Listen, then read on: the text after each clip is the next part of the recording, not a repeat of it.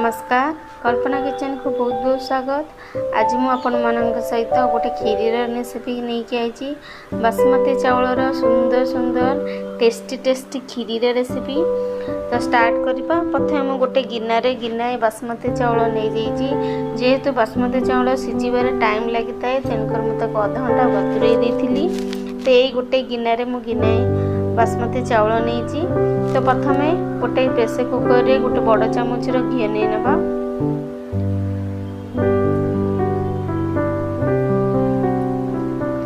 घी गरम हो सारा पर से दीटा तेजपत्र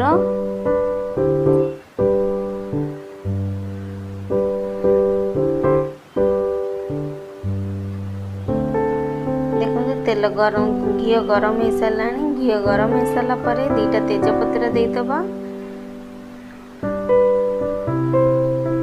तेजपत्र ही आसिले से चावल देदबा।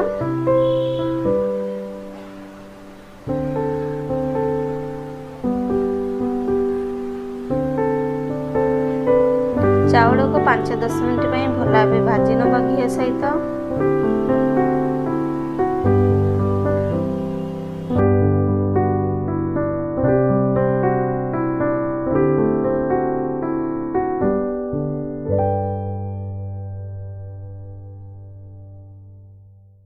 बर्तमान चावल को 2 मिनिट भल भाव भाजी नवा।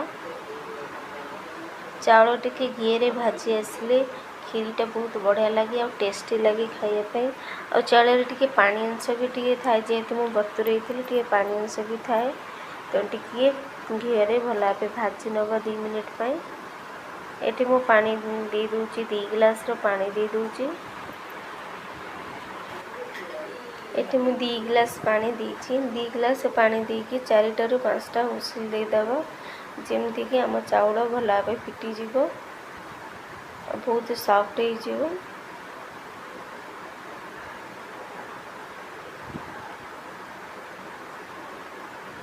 एथर आ किछि पकेबानी प्रेशर देदब।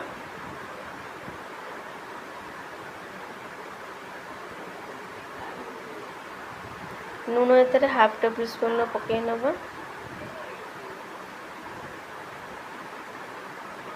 अबिका 4 ରୁ 5टा उसिल देदेव राइस को सिझापी।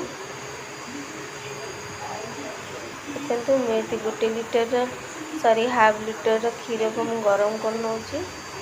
एपटे आमर राइस आमर भल भाव सिझीगला।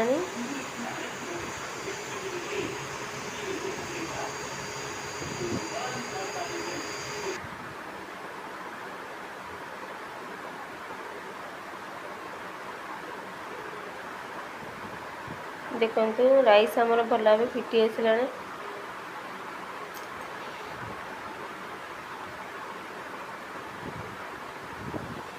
भल भाव मेल्ट करना राइस को।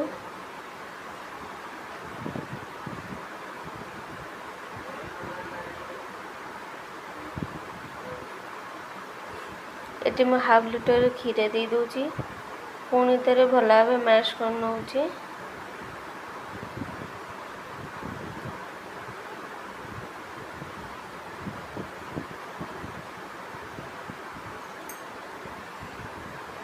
भल भाव प्लेन करदे राइसटा भल लगे। खीरीटा भी खाइबा को भल लगे। किंतु प्लेन न कले राइसटा ना कौन लगे ना भात को खाइला भाया लगे। तेणुक खीरी करने राइसटा को भल भाव मेल्ट करवा निहाती दरकार। आज खीरी वीडियो जदि आपण मानू भल लगिला निहाती गोटे लाइक करेंगे, शेयर करेंगे, कमेंट्स करेंगे। आम चैनल को सब्सक्राइब करने पाखे कल्पना किचन को सब्सक्राइब करेंगे और पाखे बेल आइकन भी क्लिक करने।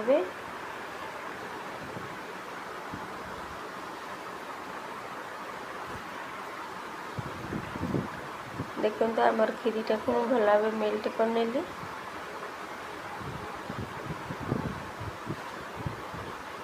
आउ टे पानी दे देकी उषुम पानी देदबा। उषुम पानी देकी भल भाव मेल्ट करनबा। कहीं आम जिते फेंटिबे सेते खीरीटा बहलिया हो जाए।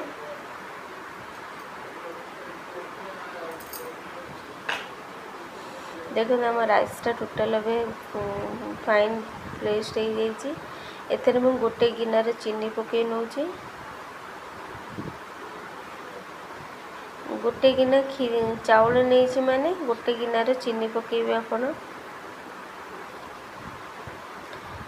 एटी मु काजू को भला भाव भाजी नौची। एटी गोटे टेबल स्पून घी नहीं जाइए। से मु ड्राई फ्रूट्स पकई नौची काजू किशमिश आलमंड को भला भाव भाजी नवा।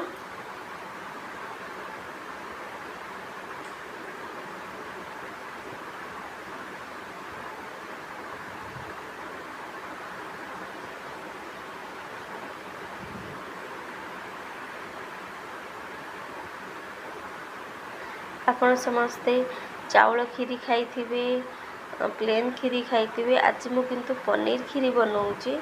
तो आज रेसिपी आपको बहुत बढ़िया लगे और इंटरेस्टिंग लगे। भोजी स्टाइल पनीर खीरी बहुत बढ़िया लगे आपण को बनवाई। एथर रजरे ये पनीर खीरी बनईकी खातु। देखो आम ड्राई फ्रूट भल भाव भाजी आसला।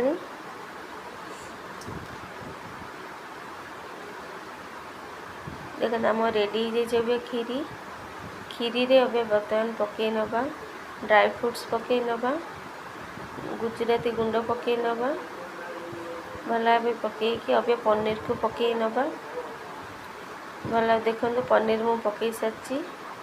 देखो आम रेडी हो गला। अबिका खीरी को 5-10 मिनट खीरी को भल भाव फुटई नवा।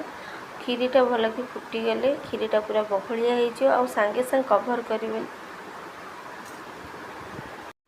सांगे सांगे कभर करें। कभर करदे खीरीटा पानी फिटी जाए। तेणुक कभर सांगे सांगे जमा करें। खीरी को एमती मेला रखिए। देखु काजू किशमिश आलमंड सजई चाउल खीरी जहाँकि पनीर बनईकी पनीर पकईकी होती। देखु के सुंदर देखा। आगु को बहुत सारा वीडियो बने देखापी आम चैनल को सब्सक्राइब करिए भूलिए। Thank you watching my video.